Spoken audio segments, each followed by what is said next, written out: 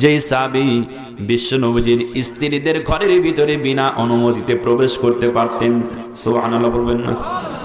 এমন একটা সাহাবী খাদেমে রাসূল বলা হয়। এই খাদেমে রাসূল হযরত আনাস তিনি বর্ণনা করলেন, আমি আল্লাহর নবীর বাড়িতে 8.5 বছর বয়সে খেদমত করার জন্য গিয়েছি। একটানা 10টি বছর বিশ্ব নবীর বাড়িতে থেকে আল্লাহর নবীর খেদমত আমি আনাস করেছি। এই যে 10টা বছর বিশ্ব নবীর বাড়িতে থেকে খেদমত করলাম, কখনো ছোট ছিলাম, নবীজির খেদমত করতে গিয়া মাঝে মধ্যেই আমি আনাসের ভুল হয়ে যেত, কারণ আমি ছোট মানুষ। আল্লাহ নবীজি যদি আমার কাছে তেলের বাসন চাইতেন, তেলের বাসন আমি বিশ্ব নবীজির কাছে অজুর বদনা নিয়ে গিয়ে দিতাম, মাঝে মধ্যেই ভুল হয়ে যেত। রাসূল যদি আমার কাছে লুঙ্গি চাইতেন, গামছা নিয়ে এগিয়ে দিতাম, এরকম মাঝে মধ্যেই আমি ভুল করে বসতাম। আনাস বর্ণনা করতেছেন, একটানা 10টি বছরের ভিতরে কত জায়গায় ভুল করেছি। ভুল করার পরেও আল্লাহর নবীজির এমন একটা আদর্শ, আল্লাহর নবীজির এমন একটা চরিত্র, বিশ্ব নবী কোনোদিন আমি ভুল করার কারণে চোখ রাঙায়া কোনোদিন কথা বলে নাই। আমার নবী আমাকে ধমক দিয়ে কোনোদিন কথা বলে নাই। আল্লাহর নবী আমাকে চর মেরে কোনোদিন কথা বলে নাই, বরং আল্লাহ নবীজির আদর্শ থাকার কারণে, চরিত্র থাকার কারণে এত ভুল করার পরেও আমি আনাসকে কাছে ডেকে এনে আমি আনাসের কপালের উপরে চুমা দিয়া আল্লাহর নবী আমি আনাসকে সব কাজগুলো শিক্ষা দিয়ে দিতে। এটাই হলো নবীজির আদর্শ, এটাই হলো বিশ্ব নবীজির চরিত্র। কার আদর্শ গ্রহণ করি আমরা এই দুনিয়ায়? আমরা কোন একটা নেতার আন্ডারে থাকতাম, 1 মাস যদি থাকতাম, ভুল যদি 2-1টা হয়ে যায়, আচ্ছা বলেন তো দেখি, চর কি মাটিতে পড়ে না গলায় পড়ে? চলের উপরে পড়ে, ঠিক কিনা কথা বলো? কিন্তু বিশ্ব নবীজির সাহাবী খাদেমে রাসূল হযরত আনাস বর্ণনা করতেছেন, একটানা 10টি বছর খেদমত করেছি, কোনদিন বিশ্ব নবী আমাকে চরমের কথা বলেন নাই, ধমক দিয়ে কথা বলে নাই, চোখ রাঙানে কথা বলে নাই, বরং আল্লাহ নবী আমাকে কাছে ডেকে এনে কপালের উপরে চুমা দিয়া সব কাজ শিক্ষা দিয়ে দিতেন। প্রিয় বন্ধুগণ আমার, ভাইরা আমার, এই সাহাবী হযরত আনাস আল্লাহ নবীজির খেদমত করেন। আমি কিন্তু আপনাদের মাঝে বর্ণনা করতেছি কারণ সাবজেক্ট ভিত্তিক আলোচনা। তেলাওয়াত করেছি, কদ জাআকুম মিনাল্লাহি নূরুন ওয়া কিতাবুম মুবিন। 2টা বিধান নাজিল করেছেন আল্লাহ পাক। 1 নম্বর হলো নূর, নূর বলতে বিশ্ব নবীকে বুঝাইছেন। 2 নম্বর ও কিতাবুম মুবিন, মহান গ্রন্থ আল কোরআনকে বুঝাইছেন 2 নম্বর। এখন আপনাদের সামনে 1 নম্বরের আলোচনা করা হবে, আল্লাহর নবী কেমন নূর, আল্লাহর নবী কেমন জ্যোতি, কেমন প্রদীপ, এ সম্পর্কে আলোচনা করা হবে। ভালোভাবে খেয়াল করুন, আল্লাহ নবীজি কেমন নূর, কেমন জ্যোতি, কেমন প্রদীপ, আম্মা জান হযরত আয়েশা সিদ্দিকা রাদিয়াল্লাহু তাআলা আনহা বর্ণনা করলেন। গোটা পৃথিবীর মানুষের জন্য একটা সূর্য আছে, আর আমরা যারা নবীজির স্ত্রী আমাদের জন্য একটা আলাদা সূর্য আছে। গোটা পৃথিবীর মানুষের সূর্যটা প্রতিদিন সকাল বেলায় পূর্ব আকাশে উদিত হয়ে যায়, আর আমরা যারা নবীর স্ত্রী আমাদের জন্য যে সূর্যটা আছে সেই সূর্যটা কোনোদিন সকালবেলা উদিত হয় না। আমাদের যে সূর্যটা আছে সেই সূর্যটা প্রতিদিন ঈশার নামাজের পরে আমাদের আপন হুজরায় উদিত হয়ে যায়। প্রিয় বন্ধুগণ আমার, ভাইরা আমার, আম্মা জান হযরত আয়েশা সিদ্দিকা আরো বর্ণনা করলেন, আমি বিশ্ব নবীর স্ত্রী আয়েশা একদিন কাপড় সেলাই করতেছিলাম, হঠাৎ করে আমার হাত থেকে সূচটা পড়ে গেল। অন্ধকার রাতের ভিতরে আমি সেলাই করতেছিলাম, কাঁথা সেলাই করতেছিলাম, কাপড় সেলাই করতেছিলাম, হঠাৎ করে হাত থেকে সূচটা পড়ে গেল। কোথায় যে সূচটা পড়ে গেল আমি আয়েশা হাতাহাতি করলাম, আর খুঁজে পাইলাম না। আমি আয়েশা অপেক্ষায় রইলাম কোন সময় আল্লাহর নবী আমার ঘরের ভিতরে তিনি প্রবেশ করবেন। নবীজির অপেক্ষায় আমি বসে রইলাম। আল্লাহর নবী ঈশার নামাজ আদায় করে যখন আমার ঘরের ভিতরে প্রবেশ করলেন, আম্মা জান আয়েশা বর্ণনা করলেন, বিশ্ব নবী ঘরের ভিতরে প্রবেশ করার সঙ্গে সঙ্গে আমি খেয়াল করে দেখলাম গোটা ঘরটা এমন আলোকিত হয়ে গেল, আমি আয়েশার ওই হারানো সুস্থা আমি মুহূর্তের ভিতরেই খুঁজে পেয়ে গেলাম। জবান খুলে বলেন সুবহানাল্লাহ। কি আদর্শ নবী, কেমন নূর নবী। এই নূর সম্পর্কে আম্মাদান হযরত আয়েশা সিদ্দিকা বর্ণনা করলেন যে আমি হারানো সুস্থ বিশ্ব নবীজি ঘরের ভিতরে প্রবেশ করার সাথে সাথেই হারানো সুস্থ আমি খুঁজে পেয়ে গেলাম। সুবহানাল্লাহ। এই বিশ্ব নবীজির সাহাবী হযরত আনাস আল্লাহ নবীজির খেদমত করতেছেন। হঠাৎ করে ছোট্ট মানুষ আনাস আল্লাহ নবীকে ডাক দিয়ে বলতেছেন, ইয়া রাসূলুল্লাহ, হাবিবাল্লাহ, অনেক দিন হলো মার বাড়ি থেকে এসেছি, নবীজি আপনার খেদমত করি। ও নবী, মার নজরটা দেখার জন্য, মায়ের মুখটা দেখার জন্য আমি আনাসের মনটা কাঁদে। নবী গো, আপনি কি অনুমতি দেবেন না? একটাবার মার সঙ্গে আমি দেখা করতে চাই। ছোট্ট মানুষ আনাস মার সঙ্গে দেখা করার জন্য পাগল হয়ে গেছে। নবীজির কাছে অনুমতি চাই, রাসূল গো, যদি ছুটি দেন মার সঙ্গে আমি একটু সাক্ষাৎ করে আসতে চাই। আল্লাহ নবীজির কাছে অনুমতি দেয় আনাস। আল্লাহ নবী আনাসকে ডাক দিয়ে বলতেছে, আনাস, ও আনাস, অবশ্যই তোমার মার বাড়িতে তুমি যাবে, মার সঙ্গে সাক্ষাৎ করতে যাবে। আনাস রে, আমি বিশ্ব নবীজির কাছ থেকে তুমি একটা সুন্দর সংবাদ তোমার মায়ের জন্য নিয়ে যাবা। তুমি যখন তোমার মার সঙ্গে সাক্ষাৎ করতে যাবে, আমি বিশ্ব নবীজির কাছ থেকে একটা পয়গম নিয়ে যেও, একটা সংবাদ তুমি তোমার মার জন্য নিয়ে যেও। বিশ্ব নবীজির সাহাবী হযরত আনাস ছুটির দিনে নবীজির সামনে হাজির হয়ে গেলেন। কি সংবাদ দিবেন নবীজি তার মায়ের জন্য? আল্লাহ নবী হযরত আনাস কি ডাক দিয়ে বলতেছে, আনাস রে, তুমি তোমার মায়ের সাথে যখন তুমি সাক্ষাৎ করবা, আমি বিশ্ব নবীজির সংবাদটা তোমার মাকে তখন জানায়া দিবা। আমি নবীজি বর্ণনা করলাম, কোন মানুষ যদি ইমানের চক্ষু দিয়া এই দুনিয়াতে আমি বিশ্ব নবীকে একটাবার দেখতে পারে রে, আমি বিশ্ব নবীজি তার জন্য ঘোষণা করে দিলাম জাহান্নামের কঠিন আগুন তার জন্য হারাম হয়ে যাবে। ওগো আনাস,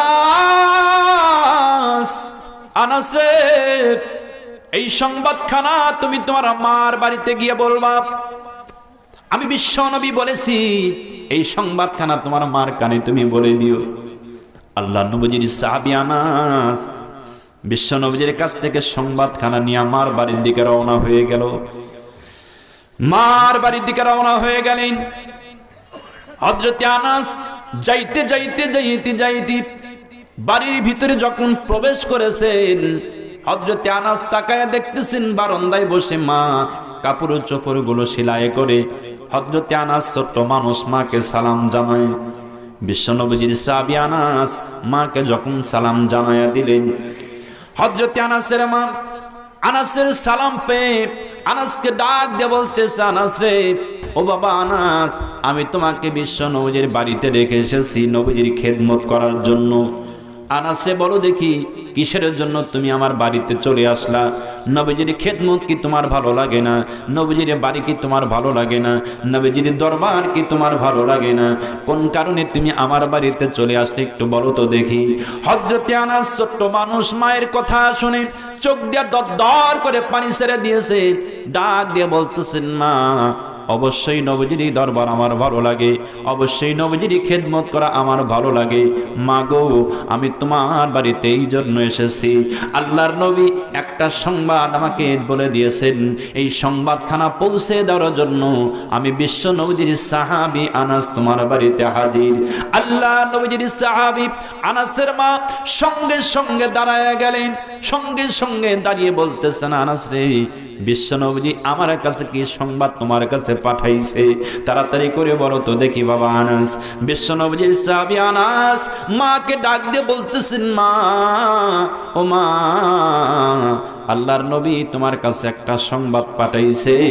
নবীজির জবানে তিনি ঘোষণা করেছেন, যে ব্যক্তি ঈমানের চক্ষু দিয়া একটাবার বিশ্ব নবীকে এই দুনিয়ায় দেখবে, ওগো মা, নবীজির জবানে ঘোষণা করেছেন ওই ব্যক্তির জন্য আল্লাহ পাক জাহান্নামের কঠিন আগুন হারাম করে দিবে। ও মা, এই সংবাদখানা পৌঁছে দেওয়ার জন্য তোমার কাছে আমি আনাস হাজির হয়ে গেছি। প্রিয় বন্ধুগণ আমার, আল্লাহ নবীজির সাহাবী আনাসের মা এই সংবাদখানা শোনার সঙ্গে সঙ্গে চোখে পানি চলে এসেছে। আনাসকে ডাক দিয়ে বলতেছে, আনাস রে, এত সুন্দর কথা তুমি আমাকে আজকে শোনাইলে। ও বাবা আনাস, যেই ব্যক্তির চেহারা চামড়ার চক্ষু দিয়া দেখলে জাহান্নামের কঠিন আগুন হারাম হয়ে যায়, ও বাবা আনাস, সেই বিশ্ব নবীজির চেহারা আমি আমার চামড়ার চক্ষু দিয়া কোনোদিন দেখতে পারি নাই।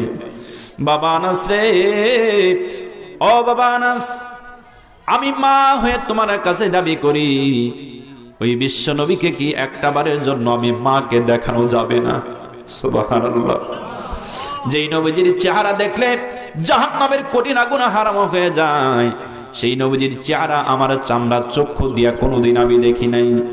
আনাস রে, তোমার কাছে আমার দাবি, ও বাবা, ওই নবীকে একটা বারের জন্য আমাকে কি দেখানো যাবে না? হযরতে আনাস ছোট্ট মানুষ, মাকে ডাক দিয়ে বলতেছেন, মা, বিশ্ব নবী হলেন বিশ্ব নেতা। কি নেতা? কথা বলেন, কি নেতা? আমার নবী হলেন বিশ্ব নেতা। ওগো মা, তুমি গরিব মানুষ, তোমার বসার জায়গা নাই, তোমার তো ঘরই নাই, তোমার তো বসার দেওয়ার জায়গা নাই। আল্লাহ নবী বিশ্ব নেতা, এত বড় নেতা কেমন করে তোমার বাড়িতে দাওয়াত গ্রহণ করবে বলতে পারি না। মা গো, বিশ্ব নবীজি তোমার দাওয়াত গ্রহণ করবেন কিনা বলতে পারি না, তোমার বাড়িতে আসবেন কিনা বলতে পারি না। তবে তোমার কথা অনুযায়ী আমি আনাস মার দাওয়াতখানা নিয়ে নবীজির বাড়িতে যাব, আল্লাহর নবীদের দরবারে তোমার দাওয়াতটা পেশ করব, দেখি আল্লাহর নবী তোমার দাওয়াতখানা গ্রহণ করেন কিনা। জবান খুলে বলেন সুবহানাল্লাহ। কি কোন আপনার ধারণা কি? আপনাদের রাসূল এত বড় নেতা, আল্লাহর নবী কি আনাসের মার বাড়ির ঘরই নাই, বসার যাওয়ার জায়গা নাই, সেই ঘরে এমন একটা গরিব মানুষের বাড়িতে কি আল্লাহ রাসূল দাওয়াত গ্রহণ করবে? আওয়াজ তুলে বলুন, গ্রহণ করবে? নেতা কাকে মানবেন একটু ভালোভাবে খেয়াল করে। প্রিয় ভাইরা আমার, বন্ধুগণ, আনাস ডাক দিয়ে বলতেছেন, মা, আমি তোমার দাওয়াতখানা নিয়ে নবীজির বাড়িতে চলে যাব। নবীজির বাড়িতে গিয়া তোমার দাওয়াতখানা আমি নবীজির বাড়িতে পেশ করব, দেখে আল্লাহর নবী তোমার দাওয়াতখানা গ্রহণ করেন কিনা। আনাস ছোট্ট মানুষ, মার কাছ থেকে অনুমতি নিয়া বিশ্ব নবীজির দরবারে চলে গেলেন মায়ের দাওয়াতখানা নিয়া।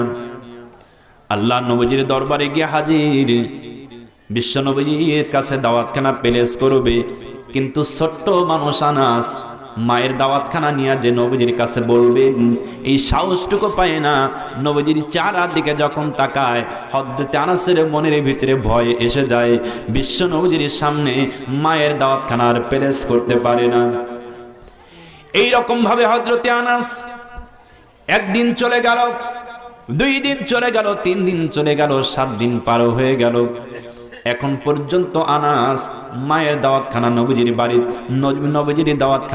মায়ের দাওয়াতখানা নবীজির বাড়িতে এখন পর্যন্ত দিতে পারে নাই।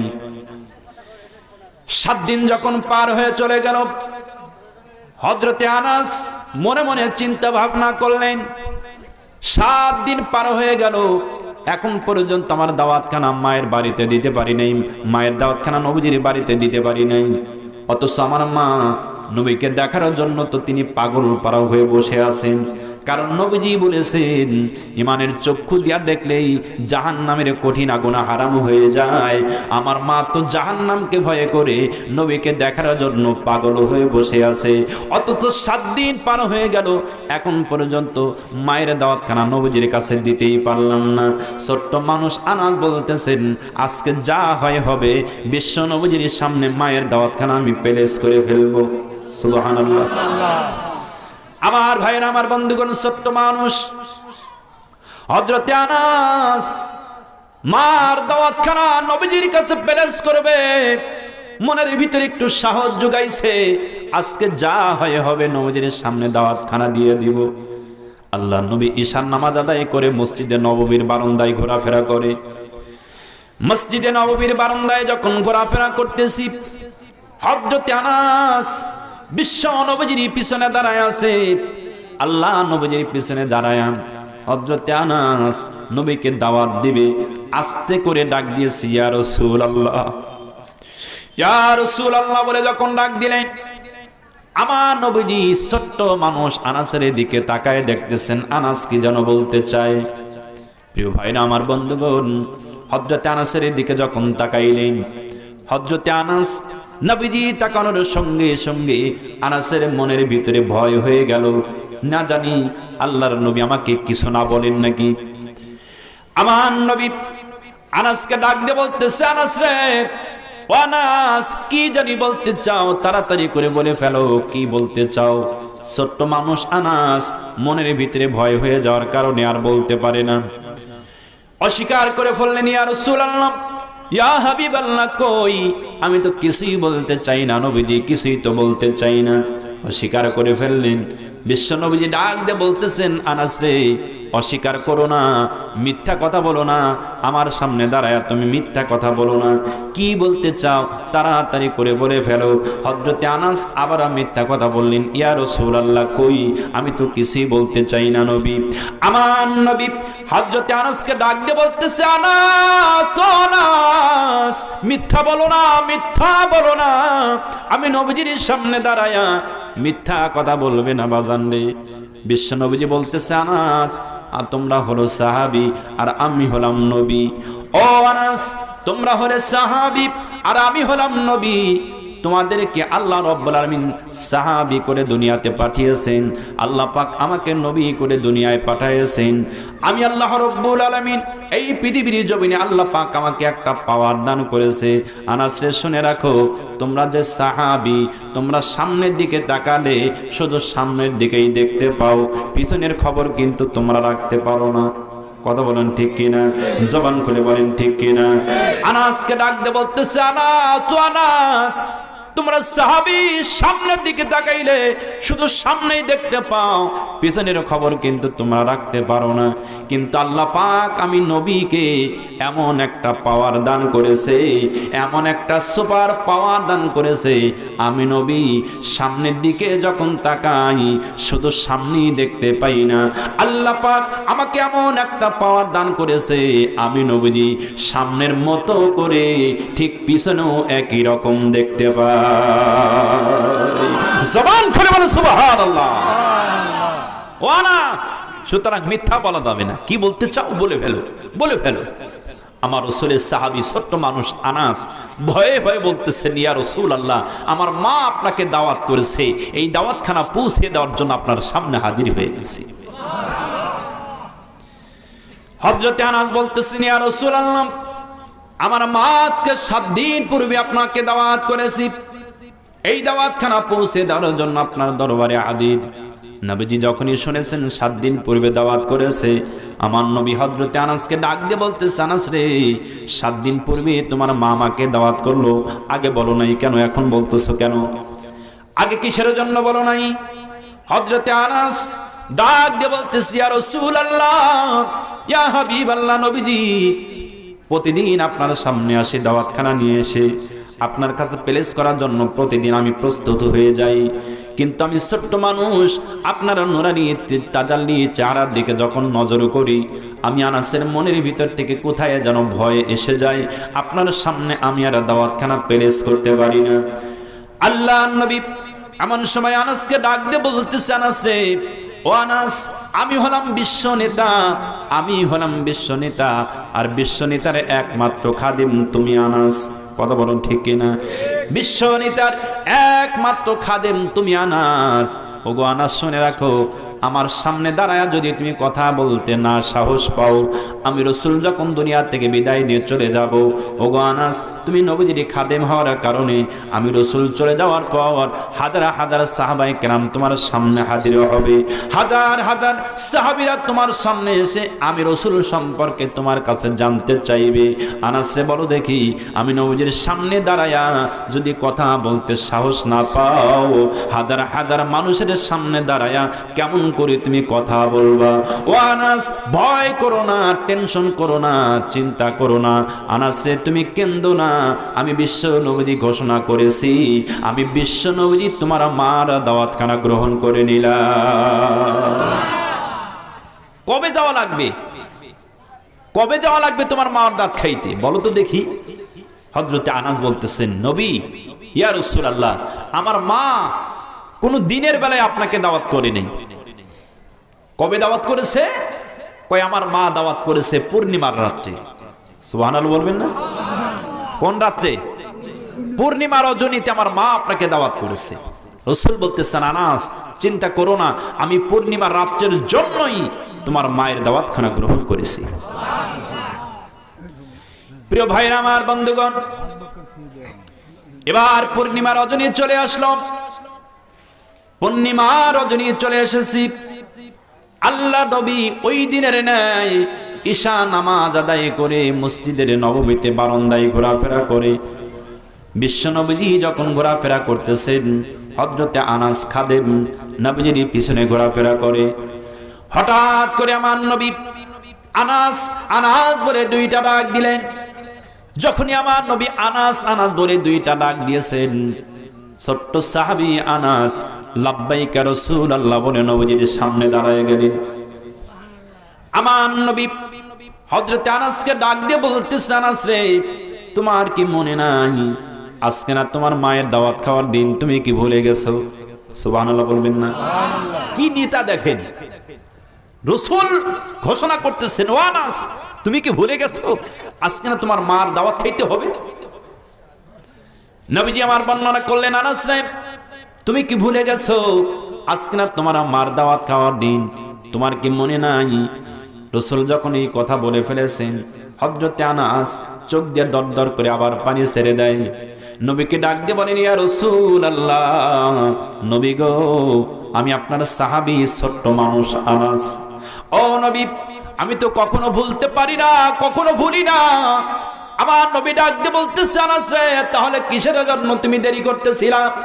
আমাকে বলো না কেন? কিসের জন্য আমাকে বলো না তোমার মার দাওয়াত খাইতে যেতে হবে? এই কথা তুমি কেন বলো না? হযরতে আনাস ছোট্ট মানুষ ডাক দিয়ে বলতেছেন, ইয়া রাসূলুল্লাহ, ইয়া হাবিবাল্লাহ, নবীজি, এই জন্য আপনাকে বলি না। আমার তো মনে আছে, এই জন্য বলি নাই। কারণ হলো আমি ছোট্ট মানুষ, হযরতে আনাস আপনার খাদেম, সব সময় আপনার পাশে থাকি, খেদমত করি। নবী গো, আপনার নবুতি কণ্ঠ দিয়া যখন আপনি আমাকে আনাস আনাস বলে ডাক দেন, আমার কলিজায় এত শান্তি আমি পাই, যতটা শান্তি পৃথিবীতে আর কখনো আমি পাই না। যার কারণে আমি আনাস জানি আজকে মারা দাওয়াত খাইতে হবে, তবু আপনাকে বলি না, আমি অপেক্ষায় রয়েছি কোন সময় আপনার নবুতি কণ্ঠ দিয়ে আপনি আমাকে আনাস আনাস বলে ডাক দিবেন। সঙ্গে সঙ্গে আমি আনাস আপনারা ডাকে সাড়া দিব। ইয়া রাসূলুল্লাহি, ইয়া হাবিবাল্লাহ, নবীজি, আপনি ডাক দিয়েছেন, সাথে সাথে আমি আনাস হাজির হয়ে গেছি। নবীজি মেহেরবানি করে চলেন, আমার মার দাওয়াত খাইতে হবে, আমি তো ভুলি নাই। আল্লাহর নবীকে সঙ্গে করে নিয়ে হযরতে আনাস মার বাড়ির দিকে রওনা হয়ে গেলেন। নবীজি আগে আগে যায়, হযরতে আনাস পিছনে পিছনে রওনা হয়ে গেল। আমার নবী আগে যায়, হযরতে আনাস পিছনে পিছনে রওনা। আস্তে আস্তে করে মরুভূমির ভিতর দিয়ে যখন জ্যোৎস্না রাতে রওনা হয়ে গেলেন, প্রিয় বন্ধুগণ, আনাসের মার বাড়ির কাছাকাছি যখন চলে এসেছে, আনাসের মাও টেরে পাইছে আল্লাহর নবী আমাদের বাড়ির কাছাকাছি চলে এসেছে। যার কারণে হযরত আনাসের মা আল্লাহর নবীকে সম্মান করার জন্য প্রস্তুতি নিয়ে ফেললেন। বন্ধুগণ আমার, হযরত আনাসের মার বাড়ির কাছাকাছি যখন চলে গেলেন নবী, দূর থেকেই নবীজির নজরে পড়ে গেল, ওই তো দেখা যায় মার, আনাসের মায়ের ঘর। আনাসের মায়ের ঘর দেখে নবীজি দরদর করে চোখের পানি ছেড়ে দিয়ে কান্না করে আর ডাক দিয়ে বলতেছে, আনাস, তো আনাস, আমি হলাম বিশ্ব নেতা, আর বিশ্ব নেতার খাদেম তুমি আনাস। কে? ও আনাস, আমি হলাম বিশ্ব নেতা, আর বিশ্ব নেতার খাদেম তুমি আনাস। আনাস রে, তোমার মায়ের ঘরের এমন জীর্ণ শীর্ণ অবস্থা, আল্লাহ আল্লাহর নবীজি আনাসের মায়ের ঘরের বর্ণনা দিচ্ছেন। আনাসের মায়ের ঘরের বর্ণনা হলো খেজুর পাতার ছাউনি, খেজুর পাতার বেড়া, খেজুর গাছের খুঁটি। দিনের আলো যেমন ঘরের ভিতরে প্রবেশ করে, রাত্রের পূর্ণিমার রাত্রির আলো তেমনি ঘরের ভিতরে প্রবেশ করে। এমন জীর্ণ শীর্ণ ঘর দেখে আনাস, বিশ্ব নবীজি আনাসের মায়ের ঘর দেখে কেঁদে ফেলেছেন। প্রিয় বন্ধুগণ আমার, আমি আপনাদের কাছে বলতে চাই, এই হলো আনাসের মায়ের ঘরের অবস্থা। অথচ আনাস বিশ্ব নবীজির খাদেম, আর আল্লাহর নবী হলেন বিশ্ব নেতা। জবান খুলে বলেন সুবহানাল্লাহ। এখানে একটি কথা আপনাদের একটু বলে যেতে চাই, আলোচনা শুনলেই চলবে না, একটু শিক্ষাও নিতে হবে। কি কোন শিক্ষা নেওয়া লাগবে না? শিক্ষাও নিতে হবে। খুব ভালোভাবে খেয়াল করেন, আমার রাসূলের চাইতে বড় নেতা এই পৃথিবীতে কেউ আছে? আছে? কেউ নাই। রাসূলের খাদেম যিনি, তার চাইতে বড় খাদেম আর কেউ আছে? আছে কি ভাই? তার চাইতে বড় খাদেম আর কেউই নাই। অথচ বিশ্ব নবীজি বলতেছেন, আমার খাদেম তুমি আনাস, আর তোমার মায়ের ঘর এমনই। তার মানে এখান থেকে বোঝা যাচ্ছে রাসূল বিশ্ব নেতা হতে পারে, রাসূলের খাদেম আনাস বিশ্ব নেতা হতে পারে, কিন্তু আল্লাহর নবী বিশ্ব নেতা হবার পরেও কোনোদিন ঘুষ গ্রহণ করেন নাই। রাসূলের সাহাবী, রাসূলের খাদেম হযরতে আনাসও কোনোদিন ঘুষ গ্রহণ করে নাই। যদি করত, ঘর এইরকম থাকতো না। এ কথা বলেন না ভাই? জোরে বলেন ঠিক কিনা? যদি এরকম করত, তাহলে ঘরের অবস্থা এরকম থাকতো না। কারণ আমরা ইতিমধ্যেই জেনে গেছি, আমাদের দেশে অনেক নেতা আছে, অনেক নেতা আছে যাদের চেলাপেলাই ঘর বাড়ির মালিক হয়ে যায়। কথা বলেন ঠিক কিনা? আমাদের সাবেক প্রধানমন্ত্রী, তার কাজের বুয়া, সেও 450 কোটি টাকার মালিক। সেটাও আবার গর্ব করে বলে, প্রধানমন্ত্রী গর্ব করে বলে যে আমার কাজের বুয়াও 450 কোটি টাকার মালিক, প্লেনে ছাড়া চলেই না, হেলিকপ্টার ছাড়া চলেই না। কি ভাই, এখান থেকে আপনারা কি বুঝলেন? কাজের বুয়া যদি 450 কোটি টাকার মালিক হয়, নেতা কয় টাকার মালিক? এই টাকাগুলো মনে হয় তার বাপদাদার টাকা। এ কথা বলে না, বাপদাদার টাকা সব আপনার আমার জনগণের টাকা। কথা বলুন ঠিক কিনা? এই টাকাগুলো মেরে লুটপাট করে দেশকে শূন্য করে আজকে মামু বাড়ি গিয়ে পড়েছে। কথা বলুন ঠিক কিনা? কথা বলুন, কোথায় আছে মামু বাড়ি? কোথায় আছে? মামুর বাড়িতে আছে। প্রিয় বন্ধুগণ, তাহলে এই পচা নেতাকে আর আমরা অনুসরণ করতে চাই না। সব দেখেছি। কথা বলুন ঠিক কিনা? সব দেখেছি। এই ধরনের আদর্শবান নেতা আমরা দেখতে চাই না। রাসূলের আদর্শ কার ভিতরে আছে, তাকে আমরা অনুসরণ করতে চাই। কথা বলুন ঠিক কিনা ভাই? ভেঙে বলা লাগবে না, জ্ঞানী এমনিতেই বুঝে যায়। বলা লাগবে কি? জ্ঞানী ইশারায় বোঝে। খুব ভালোভাবে খেয়াল করবেন। প্রিয় বন্ধুগণ আমার, ভাইয়ের আমার, আল্লাহ নবী হযরতে আনাসকে সঙ্গে করে নিয়ে বিশ্ব নবীজির সাহাবী আনাসের মার বাড়ির ভিতরে প্রবেশ করলেন। নবীজি সালাম দিলেন, সালামের উত্তর আসলো ভিতর থেকে। আল্লাহ নবী ঘরের ভিতরে প্রবেশ করলেন। হযরতে আনাসের মা আল্লাহ নবীকে বসার জন্য তার গায়ের চাদর 4 ভাঁজ করে পেরে দিয়েছেন। সুবহানাল্লাহ বলবেন না? প্রিয় বন্ধুগণ আমার, দেখেন কেমন নেতা, গোটা পৃথিবীর সেরা মানুষ, মহামানব আল্লাহ নবী হলেন বিশ্ব নেতা। অথচ আল্লাহর নবী আনাসের মায়ের চাদরের উপরে বসবেন। বিশ্ব নবীজির সাহাবী আনাসের মা চাদরখানা 4 ভাঁজ করে যখন মেয়েদের উপরে পেরে দিয়েছেন, আল্লাহ নবী সুন্দর করে আনাসকে সঙ্গে করে নিয়ে আনাসের মায়ের চাদরের উপরে, মেয়েদের উপরে বসে পড়েছে। জবান করে বলেন সুবহানাল্লাহ। আমার বন্ধুগণ আমার, ভাইয়ের আমার, আল্লাহ নবীজির সাহাবী হযরত আনাসের মা আগের থেকেই নবীজির জন্য খাবার তৈরি করে ফেলেছিলেন। বিশ্ব নবীজির সবচাইতে পছন্দের খাবার হলো গোশত আর রুটি। আল্লাহ নবীজির পছন্দের খাবার, নবীজি গোশত রুটি সবচাইতে বেশি পছন্দ করতেন, কারণ গোশত রুটি কিন্তু মজার খাবার। কথা বলুন ঠিক কিনা? এই কথা বলুন ঠিক না ভাই? গোশত রুটি হলো মজার খাবার। আমার নবীজির প্রিয় খাদ্য। রসুলের পছন্দের খাদ্য হলো গোশত রুটি। এই গোশত রুটি রসুল প্রিয় খাবার, তিনি পছন্দ করতেন। রসুলের পছন্দ অনুযায়ী আনাসের মা আল্লাহ নবীজির খাদ্য তিনি তৈরি করেছেন।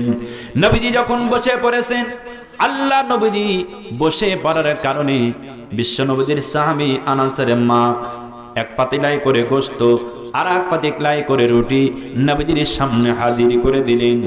আল্লাহ নবীজির সামনে যখন এক পাতিলায় করে গোশত আর এক পাতিলায় করে রুটি যখন হাজির হয়ে গেল, ভাইরা আমার খেয়াল করেন, বিশ্ব নবীজির সামনে যখন হাজির হয়ে গেল, আল্লাহর নবী একবার রুটির পাতিলের দিকে তাকায়, আর একবার গোশতের পাতিলের দিকে তাকায়, একবার গোশতের পাতিলের দিকে তাকায়, আর একবার রুটির পাতিলের দিকে তাকায়।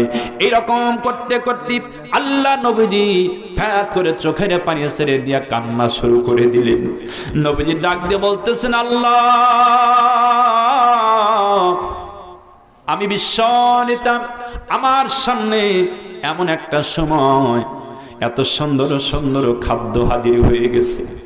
মাবুদে, আমি এমন নেতা কোনোদিনও হতে পারবো না, এমন নেতা এই পৃথিবীর জমিনে কোনোদিনও হতে পারবো না, যেই নেতা এই দুনিয়ার জান্নাতে উদার পড়তে করে খাবো আর আমার অনুসারীরা এই দুনিয়ায় পেটে পাথর বেঁধে বসে থাকবে। আমি এমন নেতা পৃথিবীর জমিনে কোনোদিন হতে পারবো না। জবান করে বলেন সুবহানাল্লাহ। প্রিয় ভাই, এই রসুলকে তো আমরা ভুলে গেছি, এই রসুলকে ভুলে গেছি। কি নেতা দেখেন, সে বলতেছে আমি এমন নেতা হতে পারবো না যেই নেতা উদারপূর্তি করে খাবো। এই মুহূর্তে আমার হাজার হাজার অনুসারী, হাজার হাজার কর্মীরা পেটে পাথর বাঁধছে খোদা না যত নাই, আর আমি একা একা খাবো। আমাদের দেশের নেতাদের অবস্থা, কোনো হাদিয়া যদি আসে, কোনো তোহফা যদি আসে, নেতা জম্মের খাওয়া একাই খায়, অনুসারীদের কোন খোঁজ খবর রাখে না। কথা বলুন, জোরে বলুন, ঠিক কিনা? কোনো খোঁজ খবর নাই, সে একাই খাচ্ছে, অথচ ভোটের সময় ঠিকই আসে। আসে না ভাই? ভোটের সময় ঠিকই পাওয়া যায়, ভোট শেষ আপনাকে চিনবেই না, আপনাকে আর চিনবে না। প্রিয় বন্ধুগণ আমার, ভাইয়ের আমার নবীজি কান্না করতেছেন। আমি আপনাদেরকে বলতে চাই, আনাসের মা বিশ্বনবীকে দেখার জন্য দাওয়াত করেছে। কথা বলুন, ঠিক কিনা? মনে আছে নাকি? দেখার জন্য দাওয়াত করেছে, নবীজির বাড়িতে নিয়ে এসেছে। কারণ হলো নবীজি একটা কথা বলেছেন, যে ব্যক্তি ইমানের চক্ষু দিয়া আল্লাহ নবীকে একটাবার দেখবে, ওই ব্যক্তির জন্য জাহান্নামের কঠিন আগুন হারাম হয়ে যায়। এই জাহান্নাম থেকে বাঁচার জন্য আনাসের মা পাগল হয়ে নবীকে দাওয়াত করেছে। আমি আপনাদের কাছে একটু জানতে চাই, এখানে যারা উপস্থিত আছে, ওই বিশ্ব নবীকে দেখার জন্য কি একটাবার মনে কাঁদে না? কারা কারা কাঁদে একটু হাত তুলে দেখান তো দেখি। লিল্লাহে তাকবীর, জোরে বলেন লিল্লাহে তাকবীর। আল কোরআনের আলো, আল হাদিসের আলো, আমার নেতা তোমার নেতা, জোরে, আমার নেতা তোমার নেতা, লিল্লাহে তাকবীর।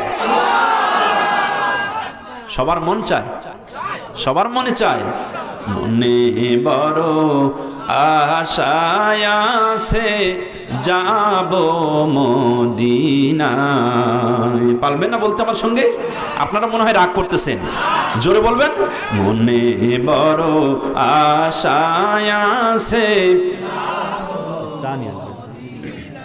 জোরে, মনে বড় আশায় আছে,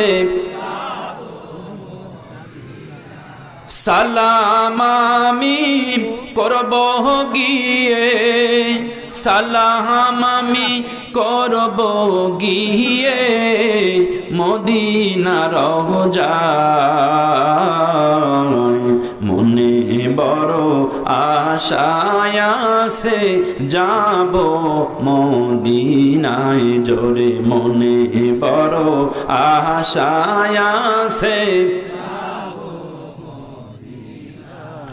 আরব সাগর পাহাড়ি দেব, নাই কই আমার তরি,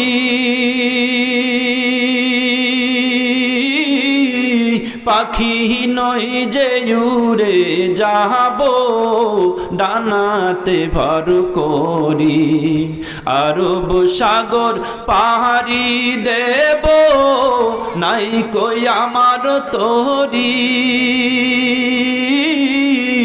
পাখি নয় যে উড়ে যাব ডানাতে ভর করি, আমার আশায় আছে সম্বল নাই, আশায় আছে সম্বল নাই, করি কি উপায়, মনে বড় আশায় আছে দিনায় জোরে, মনে বড় আশায় আছে কাফেলাতে কে যাও তুমি, কে যাও বে তোরি, আমায় নাও নাও ভাই সঙ্গে নিয়ে খানি কৃপা করি। কাফেলাতে কে যাও তুমি, কে যাও বে তোরি, আমায় নাও নাও ভাই সঙ্গে নিয়ে খানি কৃপা করি। সঙ্গে যদি না লাও মোরে গিয়ে মদিনা,